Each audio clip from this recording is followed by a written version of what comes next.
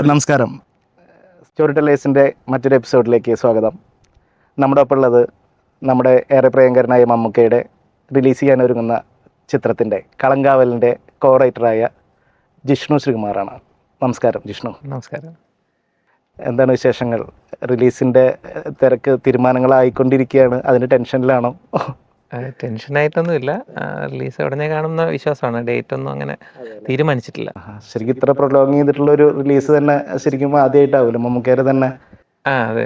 അത്യാവശ്യം നമ്മൾ ഷൂട്ട് കഴിഞ്ഞിട്ട് ഓൾമോസ്റ്റ് 1 year ആയി. 1 year ആയി. അതെ, ഓൾമോസ്റ്റ് ഉടനെ തന്നെ എന്തായാലും ഉണ്ടാവും. ഓൾമോസ്റ്റ് ഫിനിഷ്ഡ് സ്റ്റേജിലാണല്ലേ? ലാസ്റ്റ് ലാപ്പിലാണ്. കളങ്കാവൽ എന്നുള്ള ഒരു പേര് അത് തന്നെ ഇപ്പോൾ വളരെയധികം ചർച്ചയായിക്കൊണ്ടിരിക്കുന്ന ഒരു വിഷയമാണ്. അതിൻ്റെ ഒരു പാറ്റേണിൻ്റെ ഒരു സ്റ്റൈൽ ഉണ്ടല്ലോ, അതൊക്കെ ശരിക്കും ഒന്ന് വിശദീകരിക്കാൻ സാധിക്കും? കളങ്കാവലിന്റെ ഈ ടൈറ്റിലിന്റെ ഫോണ്ട് അല്ലേ? ഫോണ്ടിന്റെ അത് ശരിക്കും ഒരു മെയ്സിന്റെ ഒരു ഡിസൈനാണ്. ആഷിഫ് ആണ് പോസ്റ്റർ ഡിസൈൻ ചെയ്തിരിക്കുന്നത്. മമ്മൂട്ടി കമ്പനിയുടെ ലോഗോ ഒക്കെ ചെയ്തത് ആഷിഫാണ്. അപ്പോൾ ആഷിഫിനോട് കൃത്യമായ രീതിയിൽ നമ്മൾ കൺവേ ചെയ്തിട്ടുണ്ടായിരുന്നു എന്താണ് സ്റ്റോറി എന്നുള്ളതും എങ്ങനെയായിരിക്കണം എന്നുള്ളൊരു ഐഡിയ കൊടുത്തിട്ടുണ്ടായിരുന്നു. അപ്പോൾ അദ്ദേഹത്തിന്റെ തന്നെ സജഷൻ ആയിരുന്നു ഒരു മെയ്സ് പാറ്റേൺ നമുക്കതെങ്ങനെ പറയാം എന്നുള്ളത്. അത് ഈ കളം എന്നുള്ള ഒരു ഐഡിയ അല്ലേ? കളങ്കാവൽ എന്നുള്ളൊരു ആക്ച്വലി ആദ്യം ഈ കളങ്കാവൽ എന്നുള്ള പേര് കേട്ടപ്പോ ഞാനൊക്കെ പെർസീവ് ചെയ്ത് കള്ളൻ കാവൽ അല്ല, അങ്ങനെ ഒറ്റ വാക്കാണ്. കളം കാവൽ. കളങ്കാവൽ, കളം പ്ലസ് കാവൽ, അതാണ് കളങ്കാവൽ എന്ന് പറയുന്ന ഒറ്റ വാക്കായിട്ട് ഡെറൈവ് ചെയ്യുന്നത്. പിന്നെ അത് തമിഴിലും മലയാളത്തിലും ഒരേ അർത്ഥം തന്നെയാണ് വരുന്നത്, കളങ്കാവൽ എന്ന് പറയുന്നത്. അതെ, ഇതിപ്പോ റിലീസ് 4 ലാംഗ്വേജസിൽ വരുന്നുണ്ടല്ലേ? നമ്മള് സൗത്ത് ഇന്ത്യൻ ലാംഗ്വേജുകളിൽ എല്ലാത്തിലും ഇറക്കുന്നുണ്ട്. വീണ്ടും തിരിച്ചു വരാം, ഈ കളങ്കാവൽ എന്നുള്ള പേരിലേക്ക് തന്നെ വരാം. ഇപ്പോൾ എല്ലാ ഇതിലും അങ്ങനെ തന്നെ ചോദിക്കുന്നത്, കളങ്കാവൽ എന്നുള്ളൊരു പേരിലേക്ക് എത്താൻ ജിഷ്ണുവിൻ്റെ തന്നെ കോൺട്രിബ്യൂഷൻ ആയിരുന്നു അതോ? അതെ, കളങ്കാവൽ എന്ന് പറയുന്ന പേര് ആക്ച്വലി അതൊരു റിച്വലാണ്. തെക്കൻ തിരുവിതാംകൂറിലുള്ള, പ്രത്യേകിച്ച് തിരുവനന്തപുരത്ത് തെക്കൻ സൈഡിലോട്ട് കന്യാകുമാരി ബോർഡറിലേക്കുള്ള സ്ഥലങ്ങളിലെ ദേവീ ക്ഷേത്രങ്ങളിൽ, ഭദ്രകാളി ക്ഷേത്രങ്ങളിലുള്ള ഒരു ആചാരമാണ്. അപ്പോൾ ഞാനും വൈഫും കൂടി ഒരു ദിവസം ഇങ്ങനെ കാര്യങ്ങളിങ്ങനെ സംസാരിച്ച വൈഫിൻ്റെ വീടിനടുത്തൊരു അമ്പലമുണ്ട്. ആ അമ്പലത്തിൽ അവളുടെ കുടുംബക്ഷേത്രമാണ്. അപ്പോൾ അവിടുത്തെ ഒരു ആചാരമാണ് ഈ കളങ്കാവൽ, ദിക്കുബലി അങ്ങനെയൊക്കെ പറഞ്ഞിട്ട്. അപ്പോൾ അതിനെപ്പറ്റി ഇങ്ങനെ സംസാരിച്ചപ്പോൾ ആ വാക്ക് ഞാനും കൊച്ചിലെ കേട്ടു തുടങ്ങിയ വാക്കാണ്. പക്ഷെ ഞാനതങ്ങനെ സ്ട്രൈക്കായി എനിക്ക്, അതിലെന്തോ ഉണ്ടെന്നുള്ളത്. പിന്നെ അതിനെ ബേസ് ചെയ്ത് നമ്മുടെ തന്നെ സ്റ്റോറി ആയിട്ടൊക്കെ ഒന്ന് ഇൻ്റർലിങ്ക് ചെയ്തപ്പോൾ ആ പേര് ഒന്നെടുത്താൽ കൊള്ളാമെന്ന് തോന്നുകയും അത് ഞാൻ ജിതിനുമായിട്ട് ഡിസ്കസ് ചെയ്തു. പിന്നെ അത് മമ്മൂക്കയിലെത്തുകയും മമ്മൂക്കയും അത് അക്സെപ്റ്റ് ചെയ്യാനുണ്ടായത്. അത് സിനിമയുടെ പ്രോസസ്സ് തുടങ്ങുമ്പോൾ തന്നെ ഒപ്പം തന്നെ കളങ്കാവൽ എന്നുള്ള പേരും ഉണ്ട്? ഇല്ല, സിനിമയുടെ പ്രോസസ്സ് തുടങ്ങുമ്പം ഒരു വർക്കിംഗ് ടൈറ്റിൽ മാത്രമേ ഉണ്ടായിരുന്നുള്ളൂ, അത് ഇതല്ലായിരുന്നു. അപ്പോൾ ആ വർക്കിംഗ് ടൈറ്റിലായിരുന്നു പടം നമ്മൾ ഷൂട്ട് തുടങ്ങിയതുമെല്ലാം. അപ്പോഴൊന്നും നമ്മൾ പേരൊന്നും ഫിക്സ് ചെയ്തിട്ടില്ലായിരുന്നു. പിന്നെ അതിന് ശേഷമാണ് ഇതുപോലെ ഒരു ടൈറ്റിൽ, ഒരു എക്സൈറ്റിംഗ് ആയിട്ടുള്ളൊരു ടൈറ്റിൽ നമുക്ക് വേണം എന്നുള്ളൊരു ചിന്ത വരിക. അതിനുവേണ്ടി കൃത്യമായ അന്വേഷണം ഞാനും അതേ ജിതിനും അതെ ഞങ്ങളുടേതായ രീതിയിൽ അന്വേഷണം നടത്തുന്നുണ്ടായിരുന്നു. അപ്പോൾ അതിനിടയിലാണ് എനിക്കിതുപോലെ ഇങ്ങനൊരു ടൈറ്റിൽ ഇട്ടാൽ കൊള്ളാമെന്ന് തോന്നുകയും, അപ്പോൾ അത് സ്വാഭാവികമായിട്ടും മമ്മൂക്കയോട് ഷെയർ ചെയ്തപ്പോൾ അദ്ദേഹത്തിന് അത് വളരെ ഇൻട്രസ്റ്റിംഗ് ആയിട്ട് തോന്നിയിട്ടുണ്ട്. അദ്ദേഹം അത് നമുക്കങ്ങ് ഫിക്സ് ചെയ്യാമെന്ന് പറയാനുണ്ടായത്. അത് ഈ കളം കാവൽ എന്നാണ്, ഒരു കളത്തിന് കാവൽ നിൽക്കുന്ന അങ്ങനത്തെ ഒരു കൺസെപ്റ്റ് ആണല്ലേ ഈ ദാരികൻ? അതിൻ്റെ വാച്യാർത്ഥം തന്നെയാണ് കളത്തിന് കാവൽ നിൽക്കുക എന്നുള്ളതാണ്. പക്ഷെ ആ റിച്വലിൽ വരുമ്പോൾ അത് ഈ പറയുന്ന കണക്ക് നന്മയുടെ മേൽ തിന്മയുടെ മേൽ നന്മ നേടുന്ന ഒരു അതീശത്വം, അല്ലെങ്കിൽ ആ ഒരു പെരിമീറ്റർ സെക്യൂർ ചെയ്യുക, നന്മ, അങ്ങനെയുള്ളൊരു പ്രോസസ്സാണ്. അതായത് ഭദ്രകാളി ദേവി ദാരികനെ അന്വേഷിച്ച് പല ദിക്കിലേക്കും പോവുകയും അവിടുത്തെ ഓരോ കളത്തിന് കാവൽ നിൽക്കുകയും ചെയ്യുന്ന ഒരു പ്രോസസ്സ് തന്നെയാണ് ഇതെന്ന് പറയുന്നത്, ഇൻ ഡീറ്റെയിൽ ആയിട്ട് പറയുകയാണെങ്കിൽ. ഇതിൽ ഈ നന്മ തിന്മ എന്നുള്ളൊരു സബ്ജക്റ്റിവിറ്റി ഉണ്ടല്ലോ, അത് എത്രത്തോളം ഈ റൈറ്റിങ്ങിൽ അത് നമുക്കൊരു ടാസ്ക് ആയിട്ട് ഫീൽ ചെയ്തിട്ടുണ്ട്? ഈ നന്മ തിന്മ അഗെയിൻ ഒരു അല്ല, നന്മ തിന്മ എന്ന് നമ്മളത് ഞാനത് ഇതിൻ്റെ വാച്യാർത്ഥത്തിൽ അത് നമ്മൾ പറയുമെങ്കിലും കഥയിൽ അങ്ങനെയല്ല. അതിലൊരു കൈൻഡ് ഓഫ് ഒരു വേറൊരു ട്രീറ്റ്മെൻറ്റാണ് അതിൽ നമ്മൾ പറഞ്ഞിരിക്കുന്നത്. അതെ, അതിപ്പം സിനിമ കാണാൻ ചോദിക്കുന്നത്, അത് എത്രത്തോളം ഈ നമുക്ക് ഈ റൈറ്റിങ്ങിലേക്ക് അത് ഇൻക്ലൂസീവ് ആക്കാനുള്ള ഒരു ശ്രമം നടത്താൻ നമ്മളൊരു സ്ട്രെയിൻ എടുത്തിട്ട് അത് ഇൻക്ലൂസീവ് ആക്കിയതാണോ? അല്ല, അത് ഓർഗാനിക്കലി സംഭവിച്ചതാണ്. ആക്ച്വലി നമ്മൾ ഒരിക്കലും അങ്ങനെ ഒരു പാറ്റേൺ പിടിച്ചു പോവുകയോ അങ്ങനെ ഒരു ഫോർമുലയ്ക്ക് പിന്നാലെ സഞ്ചരിച്ചിട്ടില്ല. കഥ ഓർഗാനിക്കലി സംഭവിച്ചു, ടൈറ്റിൽ അതിനുശേഷം ഉണ്ടായ ഒരു കാര്യമാണ്. അതിലേക്ക് വന്നു ചേർന്നതാണ്. അതിലേക്ക് നമുക്ക് മെർജ് ചെയ്യാൻ സാധിച്ചു എന്നുള്ളതാണ് അതിലൊരു വിശ്വാസം. ശരിക്കും ഇത് മമ്മൂട്ടിയിലേക്ക് എത്തുന്നതിൻ്റെ ഒരു പിന്നിലുള്ള സ്റ്റോറി എങ്ങനെയായിരുന്നു? പൃഥ്വിരാജ് സാറിന്റെ രാജുവേട്ടന്റെ കേസ് പറഞ്ഞു, അതിനു മുമ്പ് അല്ലെങ്കിൽ അതെങ്ങനെയായിരുന്നു പ്രോപ്പർ പിച്ചിങ്? ആക്ച്വലി ഇത് ഞങ്ങൾ എഴുതി കഴിഞ്ഞതിന് ശേഷം വിവേക് രാമദേവൻ നമ്പൂതിരി എന്ന് പറഞ്ഞിട്ട് എക്സിക്യൂട്ടീവ് പ്രൊഡ്യൂസർ, അപ്പൊ അദ്ദേഹം വഴിയാണ് നമ്മൾ ആദ്യം സ്റ്റോറി അദ്ദേഹത്തോട് പറയുന്നത്. അപ്പൊ അദ്ദേഹത്തിൽ നിന്ന് പിന്നെ അതുപോലെ സാരഥി ചേട്ടൻ E4-ന്റെ, അപ്പൊ സാരഥി ചേട്ടനിലേക്കും എത്തുന്നു. രണ്ടുപേരും അത് കണ്ടൊക്കെ ആയിട്ട് അവർക്ക് ഓക്കെ ആയപ്പോഴത്തേക്കാണ് അവർ തന്നെയാണ് രാജുവേട്ടനിലേക്ക് എത്തുന്നത്. പിന്നെ രാജുവേട്ടനും ഓക്കെ പറയുമ്പോഴത്തേക്ക് പിന്നെ നമ്മളത് മൂവ് ഓൺ ചെയ്യുന്നത് മമ്മൂക്കയിലേക്ക് എത്തണം. അപ്പോൾ സ്വാഭാവികമായിട്ടും ആൻഡ്രോ ചേട്ടൻ തന്നെയാണ് പിന്നീടുള്ള ആൻഡ്രോ ജോസഫ്. അദ്ദേഹം തന്നെയാണ് പിന്നെ കൃത്യമായ രീതിയിൽ അത് ഓപ്പറേറ്റ് ചെയ്തത്. ത്രൂ ഔട്ട് മമ്മൂക്കയിലേക്ക് എത്തുന്നു. പിന്നെ അത് മമ്മൂട്ടി കമ്പനി പ്രൊഡ്യൂസ് ചെയ്യാമെന്നുള്ള രീതിയിലേക്ക് മാറുന്നത്. പിന്നെ ചോദിക്കാതെ ഈ പറഞ്ഞ പോലെ മമ്മൂട്ടി കമ്പനിയുടെ ഒരു സെലക്ഷൻ, ഇപ്പോൾ കഴിഞ്ഞ കുറച്ച് പടങ്ങളായിട്ട് ആള് ചെയ്യുന്ന ഒരു റിസ്ക് പാറ്റേൺ ഉണ്ടല്ലോ, അത് റിസ്ക് പാറ്റേൺ പ്ലസ് ആ ഒരു സെലക്ഷൻ ബേസ്, അത് ആ സിനിമകളുടെ ഒരു ഗ്രാഫ് നോക്കിക്കഴിഞ്ഞാലുള്ള ഒരു ഇതിൽ അതിലേക്ക് കളങ്കാവൽ വെക്കുമ്പോൾ ഉണ്ടാകുന്ന പ്രതീക്ഷകളും അതിൻ്റെ ഒരു ഉത്തരവാദിത്വവും അതെങ്ങനെ നോക്കി കാണുന്നു? കാരണം ഇക്കയുടെ ഒരു സെലക്ഷൻ മമ്മൂട്ടി കമ്പനി ആയതിനു ശേഷം പ്രേക്ഷകർ ആൾക്ക് ഇഷ്ടമുള്ള സബ്ജക്റ്റുകൾ പിടിക്കുക എന്നുള്ളൊരു സംഭവം വന്നിട്ടുണ്ടല്ലോ ഇപ്പോൾ. അതെ, അതിൽ ശരിക്കും മമ്മൂക്ക അദ്ദേഹത്തിൻ്റെ തന്നെ വളരെ എക്സൈറ്റിംഗ് ഫേസിൽ കൂടിയാണ് കടന്നുപോയിക്കൊണ്ടിരിക്കുന്നത്. അപ്പോൾ അദ്ദേഹത്തിൻ്റെ പ്രൊഡക്ഷൻ കമ്പനിയിൽ നിന്ന് വരുന്ന ഓരോ ചിത്രങ്ങളും പ്രേക്ഷകരും അതെ, സിനിമാ നിരൂപകരും അതെ, വളരെയധികം പ്രതീക്ഷയോടുകൂടിയാണ് കാത്തിരിക്കുന്നത്. ഇപ്പം നമുക്ക് തന്നെ നോക്കിയാൽ തന്നെ അറിയാം, റുഷാക്ക്, നൻപകൽ നേരത്ത് മയക്കം, കണ്ണൂർ സ്ക്വാഡ്, കാതൽ, ഒരുപാട് സിനിമകളുടെ ശരിക്കും കൃത്യമായ രീതിയിൽ അദ്ദേഹത്തിൻ്റെ പ്രൊഡക്ഷൻ ഹൗസിൽ നിന്ന് വരുമ്പോൾ കൃത്യമായ രീതിയിൽ പ്രേക്ഷക ശ്രദ്ധ നേടിയിട്ടുണ്ട്. അപ്പോൾ ആൾക്കാർക്ക് ആ ഒരു പ്രതീക്ഷയുണ്ട്. അപ്പം അദ്ദേഹത്തിൻ്റെ ആ ഒരു എക്സ്പെക്റ്റേഷൻ ലെവൽ മീറ്റ് ചെയ്യാൻ സാധിച്ചു എന്നാണ് വിശ്വാസം നമ്മുടെ സ്ക്രിപ്റ്റിന്. അപ്പം അങ്ങനെയാണ് അദ്ദേഹം അത് ഫൈനൽ ചെയ്യുന്നത്. ഇത് ഞാൻ ജിതിൻ്റെ തന്നെ ചില ഇൻ്റർവ്യൂസ് കാണുമ്പോൾ കേട്ടിരുന്നു. അപ്പോൾ അതിൽ ചിലത് പറയുന്ന, ആദ്യം പൃഥ്വിരാജിൻ്റെ അടുത്തേക്ക് പോയിട്ടുള്ള ഒരു സബ്ജക്റ്റ് പൃഥ്വി തന്നെ പറഞ്ഞിട്ടാണ് ഇങ്ങോട്ട് മാറ്റി മമ്മൂക്കിയായിട്ടുള്ള ഒരു ഓപ്ഷൻ ആലോചിച്ചുകൂടെ എന്നുള്ളൊരു സാധനം. അപ്പോൾ അത് ഞാൻ ചോദിക്കുന്നത്, അത് ഈ റൈറ്റിംഗ് വൈസ് നോക്കുമ്പോൾ നമ്മൾ ആദ്യം അങ്ങനെ എഴുതിയിരുന്നത് മമ്മൂക്കയിലേക്ക് മാറുമ്പോൾ എന്തെങ്കിലും ആൾട്രേഷൻസ് നമ്മൾ? ഇല്ല, അങ്ങനെ മാറിയതല്ല. ആക്ച്വലി നമ്മൾ ഈ പ്രോജക്റ്റ് എഴുതുമ്പോൾ ആ ക്യാരക്ടർ മമ്മൂക്ക തന്നെ ആയിരുന്നു. പിന്നെ രാജുവേട്ടൻ്റെ അടുത്താണ് ഇത്. ശരിക്കും രണ്ട് ആർട്ടിസ്റ്റുകൾ ഈക്വലി അവർക്ക് അതിൻ്റേതായ സ്പേസ് ഉള്ളൊരു തിരക്കഥയായിരുന്നു. അപ്പോൾ ആദ്യം അപ്രോച്ച് ചെയ്യുന്നത് രാജുവേട്ടൻ്റെ അടുത്തേക്കായിരുന്നു. രാജുവേട്ടൻ്റെ അടുത്ത് പോയപ്പോൾ രാജുവേട്ടനത് വർക്കായി. അദ്ദേഹം തന്നെ പറയുന്നു, അതെ, നമുക്ക് അടുത്ത ക്യാരക്ടർ മമ്മൂക്ക ആയാൽ രസമായിരിക്കും എന്ന് അദ്ദേഹത്തിൻ്റെ ഒരു സജഷനായിരുന്നു. അപ്പോൾ ഇത് എഴുതുമ്പോഴും ഇവർ രണ്ടുപേരും തന്നെയായിരുന്നു മനസ്സിൽ. അതെ.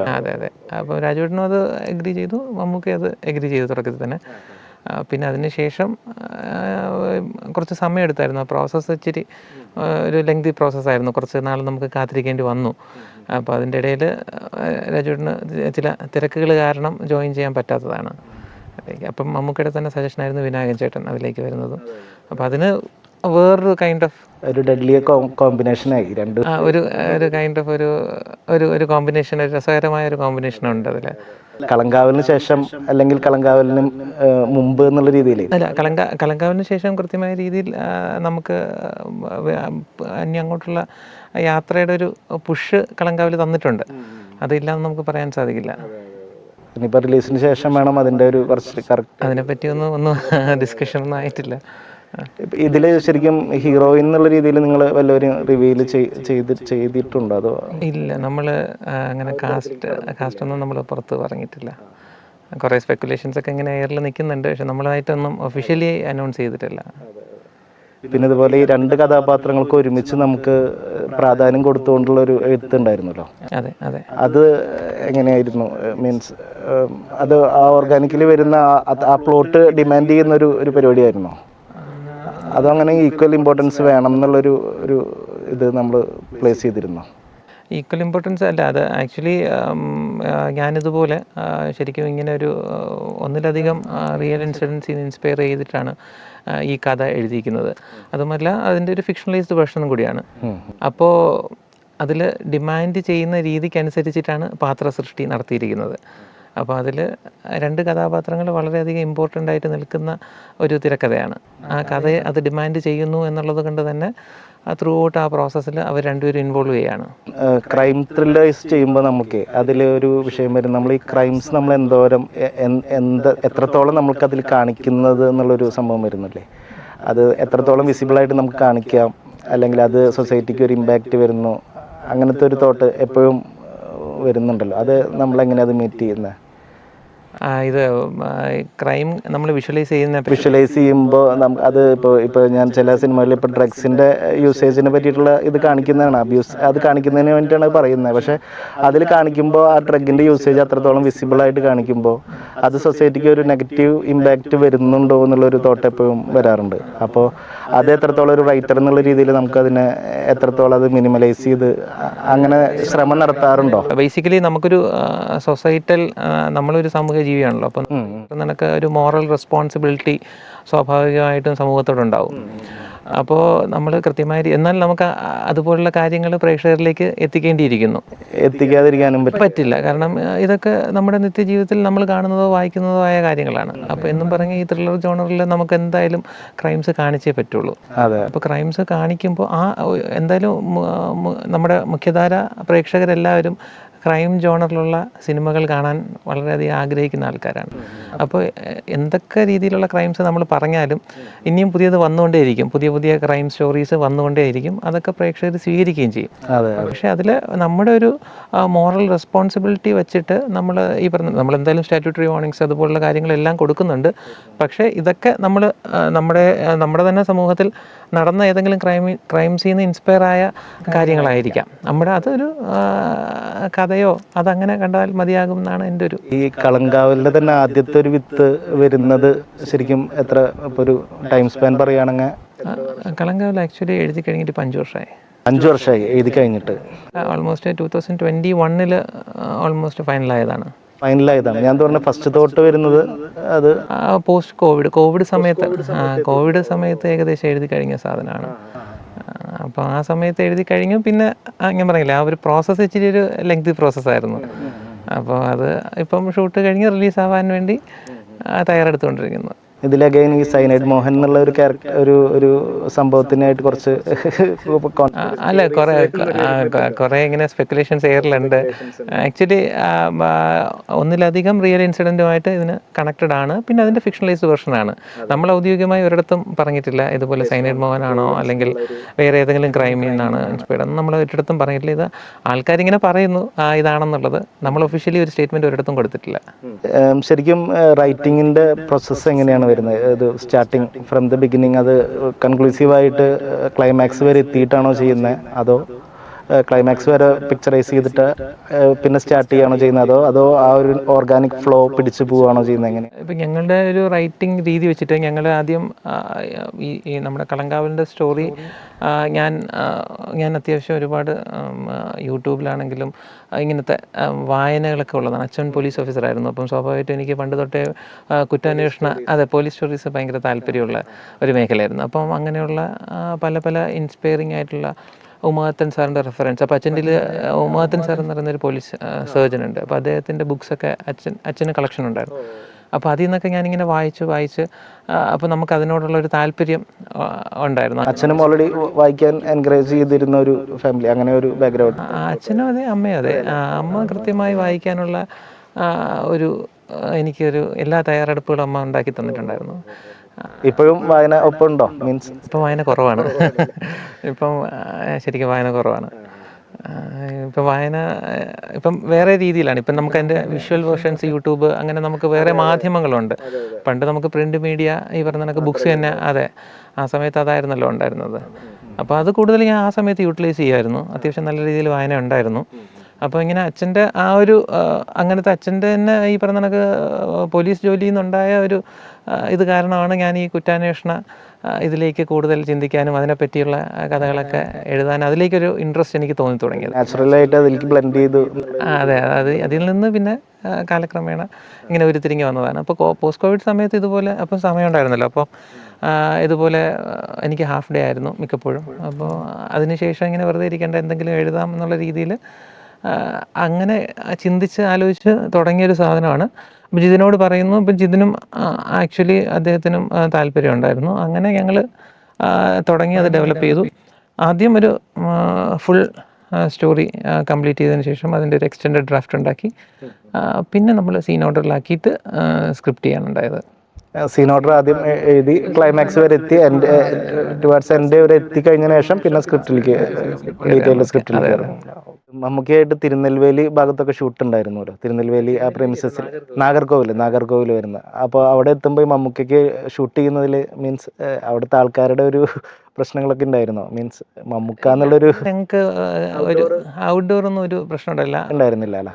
ഞങ്ങൾ കുറച്ചും കൂടി വില്ലേജ് സെൻട്രിക് ആയിട്ടൊക്കെ ഉള്ള സ്ഥലങ്ങളിലായിരുന്നു ഷൂട്ട് നടത്തിയിരുന്നത്. അല്ലാതെ നമുക്ക് ടൗണിലും ഉണ്ടായിരുന്നു, ഷൂട്ടൊക്കെ ഉണ്ടായിരുന്നു. പക്ഷേ നമുക്കങ്ങനെ ഷൂട്ടിന് തടസ്സം നിൽക്കുന്ന രീതിയിലൊന്നും ആൾക്കാരുടെ യാതൊരു തരത്തിലുള്ള ഇടപെടലുകളും ഉണ്ടായില്ല. എല്ലാവരും വളരെ ക്യൂരിയസ് ആയിരുന്നു. സ്വാഭാവികമായിട്ടും മമ്മൂക്ക അല്ല, കാരണം എക്സ്പെഷ്യലി നമ്മുടെ ബോർഡറും കൂടി ആയപ്പോൾ അതിൻ്റെ അതെ അതിൻ്റെ ഒരു ഇതുണ്ടായിരുന്നു. പക്ഷേ എന്നിരുന്നാലും ഷൂട്ട് തടസ്സപ്പെടുന്ന രീതിയിലൊന്നും നമുക്ക് ഒരു എക്സ്പീരിയൻസും ഉണ്ടായിട്ടില്ല. എന്താണ് ശരിക്കും മമ്മൂക്ക അതിൽ നമ്മുടെ കഥാപാത്രമായിട്ട് മമ്മൂക്ക വരുമ്പോൾ ഉണ്ടായിരുന്ന ഒരു ജിഷ്ണു ആസ് എ റൈറ്റർ ഒരു എന്തായിരുന്നു അതിൻ്റെ ഒരു ഫീല്? മമ്മൂക്ക കഥാപാത്രമായി മാറുമ്പോൾ കൃത്യമായ രീതിയിൽ എന്താ പറയുക, നമ്മളൊക്കെ ഉദ്ദേശിച്ചതിന് മുകളിൽ നിന്ന് ഉള്ളൊരു ഔട്ടാണ് നമുക്ക് അദ്ദേഹം തന്നിരിക്കുന്നത്. അപ്പോൾ അതിൽ നമുക്ക് എന്താ പറയുക, അദ്ദേഹത്തെ പറ്റി കൂടുതലൊന്നും പറയേണ്ട ആവശ്യമില്ല. അപ്പോൾ സ്ക്രിപ്റ്റ് ഡിമാൻഡ് ചെയ്യുന്നതിൻ്റെ ഒരു പടി മുകളിലാണ് മമ്മൂക്ക ചെയ്തു വച്ചിരിക്കുന്നത്. ജിഷ്ണു അന്ന് നെറേറ്റ് ചെയ്യുമ്പോൾ ജിഷ്ണു ഉണ്ടായിരുന്നില്ലേ? ആദ്യത്തെ തവണ ഞാനില്ലായിരുന്നു, ഞാൻ അഹമ്മദാബാദിലായിരുന്നു ഒരു ട്രെയിനിങ് പറ്റി. പിന്നെ തൊട്ട് ഞാനുണ്ടായിരുന്നു. ഇതിൽ ആർട്ടിന്റെ ഒരു ഡിപ്പാർട്ട്മെന്റ് കൈകാര്യം ചെയ്തിട്ടുള്ളത് ഷാജിയേട്ടനല്ലേ? ഷാജിയേട്ടനായിട്ട് എങ്ങനെയാണ്, അതായത് റൈറ്റർ എന്നുള്ള രീതിയിൽ ചില ഡിസ്കഷൻസും കുറച്ച് കാര്യങ്ങളൊക്കെ വന്നിട്ടുണ്ടാവില്ല, അതെങ്ങനെയായിരുന്നു? ഷാജിയേട്ടൻ ഇതുപോലെ തന്നെയാണ്. നമ്മുടെ പ്രീ പ്രൊഡക്ഷൻ സമയത്ത് വരികയും ലൊക്കേഷൻ നോക്കി നമ്മൾ ഒരുപാട് സ്ഥലങ്ങളിൽ പോയിട്ടുണ്ടായിരുന്നു. അപ്പോൾ ഈ ഒരു നമ്മൾ കാണാത്തൊരു ടെറൈനാണ് ഈ പറഞ്ഞത് കേരള തമിഴ്നാട്, എസ്പെഷ്യലി നാഗർകോവിൽ സൈഡിലുള്ള. അവിടെ അധികം ഷൂട്ടിങ്സ് ഒന്നും വന്നിട്ടില്ല. അപ്പൊ ആ ഒരു ടെറൈൻ ഒന്ന് കാണിച്ചാൽ കൊള്ളാമെന്നുണ്ടായിരുന്നു. അപ്പൊ അതിങ്ങനെ ഷാജിയുടെ അടുത്ത് പറയും, അദ്ദേഹം കൂടെ ഒരു കൃത്യമായ രീതിയിൽ സ്ക്രിപ്റ്റിൽ ഇൻവോൾവ് ചെയ്ത് അദ്ദേഹം അതിനൊപ്പം തന്നെ കൂടെ സഞ്ചരിച്ചിട്ടുണ്ടെന്നുള്ളതാണ് മനസ്സിലാക്കണം. ഇതില് സിറ്റുവേഷൻസ് ഡിമാൻഡ് ചെയ്യുന്നത് അങ്ങനത്തെ ഒരു പ്രെമിസസ് വേണമായിരുന്നല്ലോ, റിമോട്ട് ആയിട്ടുള്ള ഒരു അങ്ങനത്തെ ഒരു. അതിന്റെ ഒരു ഞങ്ങൾക്ക് ഒരു ജോഗ്രഫിക്കലി അത് ഞങ്ങൾക്കൊരു വിഷ്വൽ എൻഗേജ് ചെയ്യിക്കാനുള്ളൊരു ശ്രമം സ്ക്രിപ്റ്റിൽ ഉണ്ടായിട്ടുണ്ട്. അപ്പൊ അത് ഇതിൽ വർക്ക് ചെയ്തിട്ടുണ്ട്. ആ ഒരു നാഗർകോവിൽ പറഞ്ഞ കളിക്കുള്ള തിരുവനന്തപുരം ബോർഡർ എന്ന് പറയുന്നത് അതിൽ നമുക്ക് വർക്ക് ചെയ്യിക്കാൻ പറ്റിയിട്ടുണ്ട്. എങ്ങനെ ഈ വർക്ക് ലൈഫ് ബാലൻസിങ് എങ്ങനെയാണ്? ഇപ്പോൾ ബാങ്കിൽ വർക്ക് ചെയ്യല്ലേ? അതെ ഞാൻ ഒരു പൊതുമേഖലാ ബാങ്കിൽ വർക്ക് ചെയ്യാണ്, മാനേജറായിട്ട് വർക്ക് ചെയ്യാണ്. അപ്പോൾ എങ്ങനെയാണ് ഇത് രണ്ടും ഒരുമിച്ച് ഇങ്ങനെ കൊണ്ടുപോകുന്നത്? സിനിമ എന്നും പാഷനാണ്. പ്രത്യേകിച്ച് കുട്ടിക്കാലം തൊട്ടേ ഉള്ള ഒരു ആഗ്രഹമാണ് ഇങ്ങനെ ഒരു കഥ എഴുതണം, ബുക്ക് പബ്ലിഷ് ചെയ്യണം, സിനിമയിൽ ഒരു തിരക്കഥ എഴുതണം അല്ലെങ്കിൽ ഡയറക്റ്റ് ചെയ്യണം എന്നുള്ളത് കൃത്യമായ ഒരു ആഗ്രഹം ഉണ്ടായിരുന്നു. അപ്പോൾ കോളേജ് കാലത്താണ് ശരിക്കും അതിലേക്ക് സിനിമയിലേക്ക് അങ്ങ് തിരിയുന്നത്. പൂർണ്ണമായും എഴുത്ത്, ബുക്ക് എന്നുള്ള രീതിയിൽ നിന്നുള്ള എഴുത്തിൽ നിന്ന് മാറി സിനിമ തിരക്കഥയിലേക്ക് തിരിയുന്നത് കോളേജ് പഠനകാലത്താണ്. ഞാനും ജിതിനും ഒരേ കോളേജിലായിരുന്നു പഠിച്ചിരുന്നത്. അപ്പോൾ അപ്പം തൊട്ട് ഇതുപോലെ ഞങ്ങൾ സിനിമകൾ ചർച്ച ചെയ്യുകയും സിനിമയിലേക്ക് തിരിഞ്ഞാൽ കൊള്ളാമെന്നുള്ള ചിന്ത വരികയൊക്കെ ചെയ്തത്. അതിനുശേഷം സ്വാഭാവികമായിട്ടും ഒരു ജോലി പാരലലി വേണമെന്നുള്ള വീട്ടിൽ നിന്നുള്ള നിർബന്ധം സ്വാഭാവികമായിട്ടുണ്ടായിരുന്നു. അപ്പം അങ്ങനെ രണ്ടും കൂടി മാനേജ് ചെയ്താണ് ഞാൻ കൊണ്ടുപോയിക്കൊണ്ടിരുന്നത്. അങ്ങനെ അതിൻ്റെ ലാസ്റ്റ് ഔട്ട്കമാണ് ഇപ്പോൾ കളങ്കാവിലെത്തി നിൽക്കുന്നത്. അത് ഈ സമയത്ത് നമ്മൾ വർക്ക് ചെയ്യുന്ന സ്പേസ് ഇനിയിപ്പോൾ എന്താണ് ഫ്യൂച്ചർ പരിപാടികൾ എന്നുള്ള രീതിയിൽ ഡയറക്ഷൻ അങ്ങനെ തന്നെയാണോ നെക്സ്റ്റ് ഒരു പരിപാടി എന്നുള്ള രീതിയിൽ? എങ്ങനെ? അല്ല, ഇപ്പോഴെന്തായാലും എഴുത്തിൽ സജീവമാകാനാണ് താല്പര്യം. പക്ഷെ എന്തായാലും ഭാവിയിൽ ഡയറക്ഷൻ ചെയ്യാനും ഒരു താല്പര്യമുണ്ട്. ജിതിനായിട്ടുള്ള ഒരു അടുപ്പം ആക്ച്വലി കോളേജിൽ നിന്ന് തന്നെയാണ്. ഞങ്ങൾ 19 വർഷമായിട്ടുള്ള സൗഹൃദമാണ്. കോളേജിൽ ഫസ്റ്റ് ഇയർ ഓൺവേർഡ്സ് ഞങ്ങൾ ഒരുമിച്ച് തന്നെയായിരുന്നു. അപ്പോൾ അതിനുശേഷം ഞങ്ങൾ ബിടെക് ആയിരുന്നു പഠിച്ചിരുന്നത്. അപ്പോൾ അന്ന് തൊട്ട് തുടങ്ങിയ സൗഹൃദം പിന്നെ നമ്മൾ തേർഡ് ഇയർ ഫോർത്ത് ഇയർ ഒക്കെ ആയപ്പോഴാണ് നമ്മൾ സിനിമയിലോട്ട് കൂടുതൽ ഇൻട്രസ്റ്റ് കാണിച്ചു തുടങ്ങുന്നത്. അതാണ് മേഖല എന്ന് തിരഞ്ഞെടുക്കുന്നത്. ആ സമയത്ത് അപ്പോൾ ഷോർട്ട് ഫിലിംസ് അങ്ങനെ വല്ലതും ട്രൈ ചെയ്തിരുന്നോ? ഷോർട്ട് ഫിലിംസ് ഒരു ഷോർട്ട് ഫിലിം അറ്റംപ്റ്റ് ചെയ്തിരുന്നു. അതിനുശേഷം പിന്നീട് ഷോർട്ട് ഫിലിംസ് ഒന്നും നമ്മളങ്ങനെ ട്രൈ ചെയ്തിട്ടില്ല. പിന്നെ പൂർണ്ണമായും സിനിമയിലേക്ക് തന്നെ ഇറങ്ങാമെന്നുള്ള തീരുമാനത്തിന് അതെ അങ്ങനെ ഒന്നിലധികം സ്റ്റോറീസൊക്കെ വർക്ക് ചെയ്തു.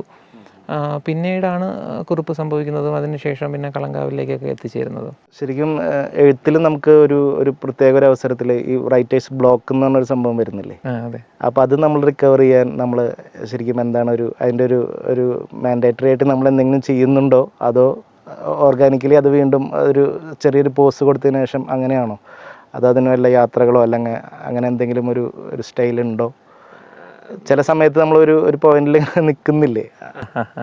ഇപ്പോൾ കളങ്കാവലിനെ സംബന്ധിച്ചിടത്തോളം എനിക്ക് അങ്ങനെ ഒരു റൈറ്റേഴ്സ് ബ്ലോക്ക് എനിക്കൊന്നും ഉണ്ടായിട്ടില്ല. അത് ഭയങ്കര ഒരു ഫ്ലോ ആയിട്ട് എനിക്കതങ്ങ് എഴുതി തീർക്കാൻ സാധിച്ചായിരുന്നു. അധികം സമയമൊന്നും എടുക്കേണ്ടി വന്നില്ല. ഞങ്ങളൊരു 3-4 മാസത്തിനകത്ത് തന്നെ അതെല്ലാം ഫിനിഷ് ചെയ്യാനുണ്ടായത്. അപ്പം അതിനെ സംബന്ധിച്ചിടത്തോളം ഒരു ബ്ലോക്ക് ഉണ്ടായിട്ടില്ല. പക്ഷേ ഈ റൈറ്റേഴ്സ് ബ്ലോക്കൊക്കെ ഉണ്ടായിട്ടുണ്ടോ എന്ന് ചോദിച്ചു കഴിഞ്ഞാൽ പിന്നീട് അതിന് ശേഷം 1-2 സബ്ജക്റ്റൊക്കെ വർക്ക് ചെയ്യുന്ന സാഹചര്യത്തിൽ ഇതുപോലെ ഉണ്ടാവും.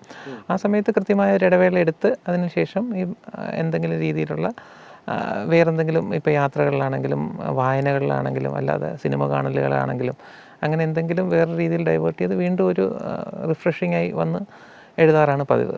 അല്ല, ചിലർ പറയാറുണ്ട് ഇപ്പോൾ വർക്ക് ചെയ്തുകൊണ്ടിരിക്കുന്ന സ്ക്രിപ്റ്റ് മാറ്റി വെച്ചിട്ട് മറ്റൊരു സ്ക്രിപ്റ്റുമേ ഇരിക്കുന്നു. അത് കഴിഞ്ഞ് കഴിഞ്ഞാൽ പിന്നെ ഇതിലേക്ക് തിരിച്ചു വന്നു കഴിഞ്ഞാൽ ആ ഒരു ബ്ലോക്ക് തീരുന്നുള്ളൊരു ഐഡിയ തോട്ട് പറയാറുണ്ട്. ഇല്ല, ഇപ്പോൾ എന്നെ സംബന്ധിച്ചിടത്തോളം ഞാൻ ഒന്നിലധികം സബ്ജക്റ്റ് ഒരേ സമയം ചെയ്യാറുണ്ട്, വർക്ക് ചെയ്യാറുണ്ട്. ഒന്നിൽ തന്നെ ഞാൻ ഒതുങ്ങി നിൽക്കുന്ന ഒന്നിലധികം സബ്ജക്റ്റുകൾ വർക്ക് ചെയ്യാറുണ്ട്, പാരലലി ചെയ്യാറുണ്ട്. അപ്പം അതിൽ കൃത്യമായ രീതിയിൽ ചർച്ച ചെയ്ത് അതിലേതാണോ നല്ലത്. നമുക്ക് ചില സബ്ജക്റ്റ് എഴുതുമ്പോൾ ഭയങ്കരമായിട്ട് നമുക്ക് ഒരു ഒഴുക്കുണ്ടാവും, അത് പെട്ടെന്ന് തീരുകയും ചെയ്യും. എന്നാൽ ചില സബ്ജക്റ്റ് അതിൻ്റേതായ സമയമെടുക്കും ആ പ്രോസസ്സ് ഒന്ന് കംപ്ലീറ്റ് ചെയ്ത് വരാനായിട്ട്. അപ്പം ഇപ്പം ചെയ്തുകൊണ്ടിരിക്കുന്നത് വലിയ കുഴപ്പമില്ലാതെ രണ്ടും മുന്നോട്ട് പോകുന്നുണ്ട്. മീൻസ് രണ്ട് എഴുത്തുകൾ നടക്കുന്നുണ്ട്.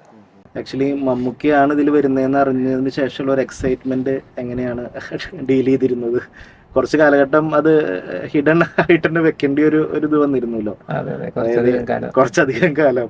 അതെങ്ങനെയായിരുന്നു നമ്മൾ ആ ഒരു പ്രോസസ്സ്?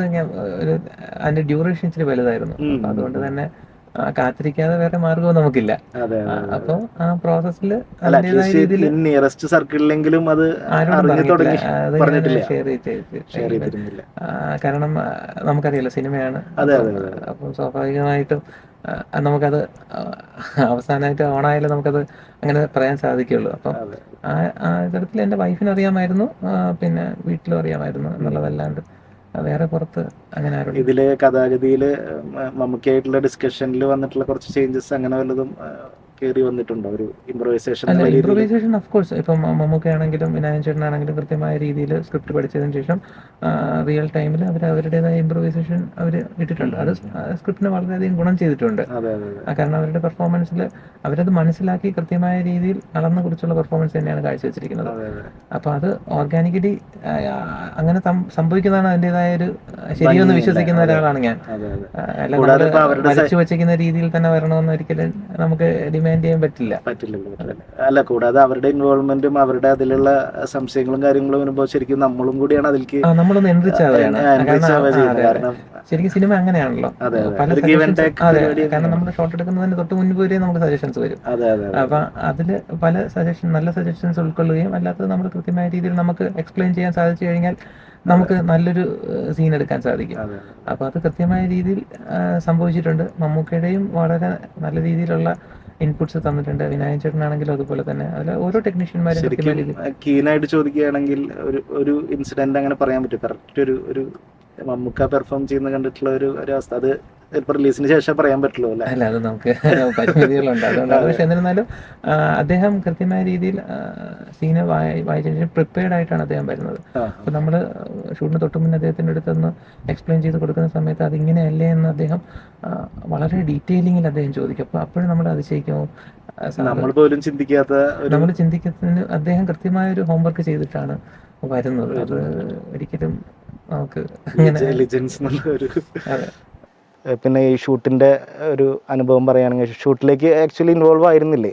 ഞാൻ ഷൂട്ട് ത്രൂ ഔട്ട് ഉണ്ടായിരുന്നു. അതെ. ഷൂട്ടിന്റെ ഒരു അനുഭവം പറയുകയാണെങ്കിൽ അല്ലെങ്കിൽ ഷൂട്ടിംഗ് ബാക്ക് സ്റ്റേജിലുള്ള കാര്യങ്ങളൊക്കെ ഒരു ഇത് പറയുകയാണെങ്കിൽ എന്തായിരിക്കും? ഷൂട്ടിൻ്റെ അനുഭവം പറയുകയാണെങ്കിൽ സെപ്റ്റംബർ 25, 2024 കളങ്കാവിൽ ഷൂട്ട് തുടങ്ങുന്നത്. അന്ന് എൻ്റെ ബർത്ത്ഡേ ആയിരുന്നു. ഞാൻ ആ പോസ്റ്റ് ഓർക്കുന്നുണ്ട്. അതെ. എൻ്റെ ജന്മദിനത്തിൻ്റെ അന്ന് തന്നെയായിരുന്നു ഈ കളങ്കാവിൻ്റെ ഷൂട്ട് തുടങ്ങിയതും. അപ്പോൾ അത് ശരിക്കും ഒരു ഭയങ്കര മെമ്മറബിൾ ആയിട്ടുള്ളൊരു മൊമെൻ്റ് തന്നെയായിരുന്നു. അപ്പോൾ സെറ്റിൽ കേക്ക് മുറിക്കുന്നത്. പിന്നെ ആ സമയത്ത് മറ്റേ മമ്മൂട്ടി കമ്പനിയുടെ ക്യാപ്പ്, അത് അദ്ദേഹം മമ്മൂക്ക ജോയിൻ ചെയ്യുമ്പോൾ സെറ്റിൽ, അത് കൃത്യം 7 ദിവസം കഴിഞ്ഞിട്ട് മമ്മൂക്ക ജോയിൻ ചെയ്യുമ്പോഴത്തേക്കാണ് അദ്ദേഹം അത് ചെയ്തത്. അതും ജീവിതത്തിൽ ഒരിക്കലും മറക്കാനാവാത്ത. അതെ, അദ്ദേഹം ക്യാപ്പ് വെച്ച് എന്നിട്ട് തോളിത്തട്ടി ഇങ്ങനെ ഇനി ഒരുപാട് ഉയരങ്ങളിൽ എത്തട്ടെ എന്ന് അഭിനന്ദിക്കുന്നത് അത് ശരിക്കും proud മനസ്സിൽ അതൊരു moment ആണ്. ഭയങ്കര ഒരു മൊമെന്റ് തന്നെയായിരുന്നു. അതെ അതെ അതെ. അപ്പം അങ്ങനെ മറക്കാനാവാത്ത ഒരുപാട് അനുഭവങ്ങളുണ്ട്. എസ്പെഷ്യലി മമ്മൂക്കയുടെ പെർഫോമൻസ് ഇതുപോലെ ഒന്ന് രണ്ട് അത് നമുക്ക് സെറ്റിൽ ലൈവായിട്ട് നമുക്കത് എക്സ്പീരിയൻസ് ചെയ്യുമ്പോൾ ഒന്ന് രണ്ട് സീൻസ് സെറ്റിലെ ആൾക്കാർ തന്നെ നിർത്താതെ കൈയടിക്കുന്ന ഒക്കെ മൊമെൻറ്റ്സ് ഉണ്ടായിട്ടുണ്ട്. പക്ഷെ അത് സിനിമയിൽ വരുമ്പോൾ നമുക്കത് അങ്ങനെ തന്നെ കിട്ടണമെന്നില്ല. പക്ഷേ നമുക്ക് സെറ്റിൽ ലൈവ് പെർഫോമൻസ് കാണുമ്പോൾ ശരിക്കും രോമാഞ്ചം ഉണ്ടായിട്ടുണ്ട്. അത് പറയാതെ വയ്യ. വിനായകൻ ചേട്ടൻ എങ്ങനെയാണ്? വിനായകൻ ചേട്ടൻ അതിഗംഭീരമായിട്ട് പെർഫോം ചെയ്തിട്ടുണ്ട്. കാരണം നമ്മൾ കണ്ടുവരുന്ന ഒരു വിനായകൻ ചേട്ടൻ്റെ കഥാപാത്രങ്ങളുണ്ടല്ലോ ഇതുവരെയായിട്ട് നമ്മൾ അപ്പോൾ അതിൽ നിന്ന് മാറിയുള്ള ഒരു കഥാപാത്രമാണ് വിനായകൻ ചേട്ടന് കളങ്കാവലിലുള്ളത്. അപ്പോൾ അത് അദ്ദേഹം കൃത്യമായ രീതിയിൽ അനലൈസ് ചെയ്ത് ഓരോ രീതി അദ്ദേഹം പഠിച്ച് കൃത്യമായ രീതിയിൽ ആ കഥാപാത്രത്തിന് പൂർണ്ണതയേകാൻ എല്ലാ രീതിയിലും അദ്ദേഹം അതിന് ശ്രമിച്ചിട്ടുണ്ട്. ആ ശ്രമം നല്ല രീതിയിൽ വർക്കും ആയിട്ടുണ്ട്. ഇത് ആക്ച്വലി ഒരു ജേണിയാണ്, ഒരു യാത്രയും കൂടി ഉണ്ടോ അതിൽ? അങ്ങനത്തെയാണോ പ്ലോട്ട് വരുന്നത്? യാത്രയാണെന്ന് വെച്ചാൽ അങ്ങനെ പ്ലോട്ട് എനിക്ക് ഒരുപാട് ഡീറ്റെയിൽ ആയിട്ട് പറയാനുള്ള പരിമിതിയുണ്ട്. പക്ഷേ ഇവർ തങ്ങളിലുള്ള ഒരു പ്രോസസ്സാണ് അതിൻ്റെ ത്രൂ ഔട്ട് ആ സിനിമയിൽ നമ്മൾ ഡിറൈവ് ചെയ്തിരിക്കുന്നത്. ഒരു കർണൂൽ സ്ക്വാഡ് പോലെ ഒരു ഇൻവെസ്റ്റിഗേഷൻ ജേണി, അങ്ങനത്തെ ഒരു ഇൻവെസ്റ്റിഗേഷൻ അതൊരു ക്രൈം ഡ്രാമയാണ്. അതെ അതെ. അപ്പോൾ ആ ഒരു സാധനം എന്തായാലും ഉണ്ട് ഇതിൽ. നമുക്കൊന്നും ചെറിയ തോതിലുള്ളൊരു മാസ് എലമെന്റ്സ് പ്രതീക്ഷിക്കാൻ? മാസ് അങ്ങനെ ഞങ്ങൾ ഒരിടത്തും പറഞ്ഞിട്ടില്ല. അത് പക്ഷേ മമ്മൂക്കയുടെ നല്ല പെർഫോമൻസ് കാണാനുള്ള സാധ്യത ഇതിലുണ്ട്. മറ്റൊരു മമ്മൂട്ടി കമ്പനി ചിത്രം. അതെ, മറ്റൊരു മമ്മൂട്ടി കമ്പനി ചിത്രം. പിന്നെ വേറെന്താ വിശേഷങ്ങൾ family vice? Family vice wife, ഒരു മകൻ, അച്ഛനമ്മ, ചേച്ചി, അളിയൻ, ഇത്രയും പേരാണ് ഫാമിലി. സ്വദേശം തിരുവനന്തപുരത്ത് ബാലരാപുരം എന്ന സ്ഥലത്താണ്. വൈഫ് വർക്കിംഗ് ആണ്, IT-ലാണ്, UST ഗ്ലോബലിൽ. രശ്മി എന്നാണ് പേര്. മകൻ നീലൻ UKG പഠിക്കുന്നു. നീലൻ അതെ. അപ്പോൾ ഇനിയുള്ള പരിപാടികൾ നമ്മൾ മലയാള ഇൻഡസ്ട്രിയിൽ എന്താണ് ഉദ്ദേശിക്കുന്നത്? എങ്ങനെയാണ് ഒരു രൂപരേഖ തയ്യാറാക്കിയിട്ടുണ്ടോ, അതോ വരുന്നത് വരട്ടെ എന്നുള്ള രീതിയിലുള്ളൊരു റൂട്ട് മാപ്പ് ഒന്നും തയ്യാറാക്കിയിട്ടില്ല.